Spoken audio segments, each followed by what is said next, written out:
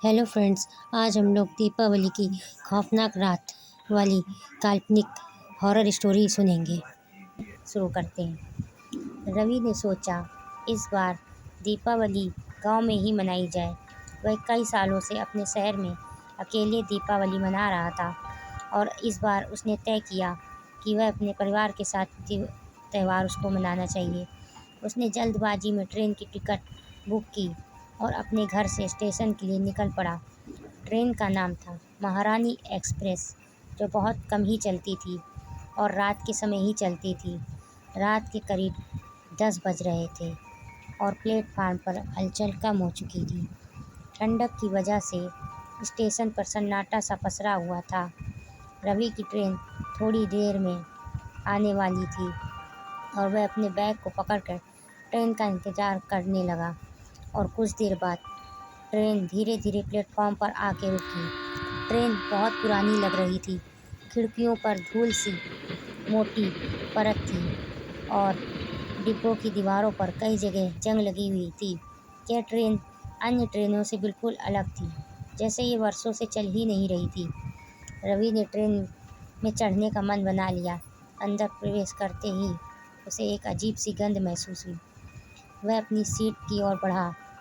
डिब्बे में कुछ ही यात्री थे जो अजीब तरह से शांत बैठे हुए थे। कुछ यात्रियों के चेहरे पर एक अजीब सी बेचैनी थी और कुछ तो बिना किसी हिले डुले खिड़कियों से बाहर देख रहे थे। ट्रेन में बैठते ही रवि को एक अजीब सी ठंड का एहसास हुआ, जैसे उसके चारों ओर कोई अदृश्य ताकत मौजूद हो। ट्रेन ने धीरे धीरे अपनी गति पकड़ी और पटरी पर सरकने लगी। रात का सन्नाटा और गहराता गया।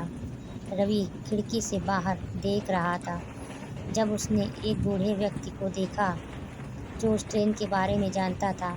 बूढ़े व्यक्ति ने रवि को बताया, यह ट्रेन अक्सर दीपावली के आसपास चलती है और इसमें कई रहस्यमय घटनाएं होती हैं। लोग कहते हैं कि इस ट्रेन में जो यात्री सफ़र करते हैं उनमें से कुछ लोग कभी लौट कर नहीं आते। रवि ने उस बूढ़े की बातों को मजाक समझकर नज़रअंदाज कर दिया, लेकिन उसका दिल थोड़ी घबराहट महसूस करने लगा। ट्रेन धीरे धीरे घने जंगलों से होकर गुजर रही थी। चारों ओर अंधेरा था और ट्रेन में बाकी सभी यात्री लगभग सो चुके थे। रात के करीब 12 बजे अचानक ट्रेन में बिजली गुल हो गई।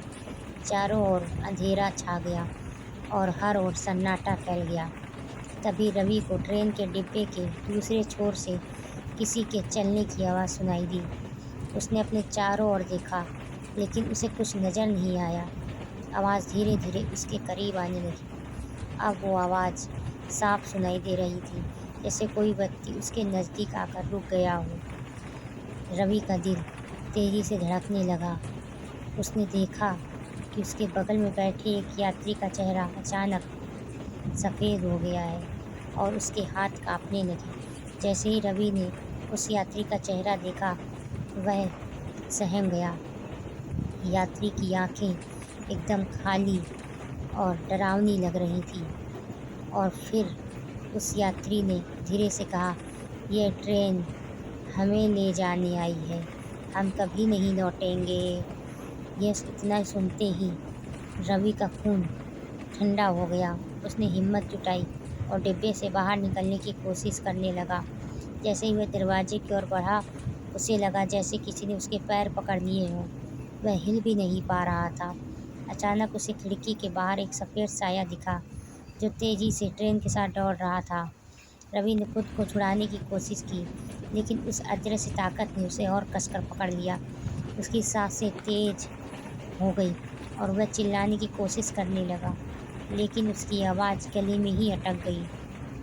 तभी ट्रेन की रफ्तार अचानक से बढ़ गई, जैसे उसे किसी अज्ञात मंजिल पर ले जाया जा रहा हो। कुछ देर बाद ट्रेन अचानक झटका खाकर रुक गई। बिजली लौट आई थी और डिब्बे के अंदर की घबराहट धीरे धीरे शांत हो गई। रवि ने चारों ओर देखा। सभी यात्री अपने अपने स्थान पर बैठे थे, लेकिन किसी का चेहरा सफ़ेद और भयभीत नज़र आ रहा था, जैसे उन सब ने भी कुछ भयानक देखा हो। सुबह के उजाले में ट्रेन ने रवि को उसके गंतव्य पर छोड़ दिया।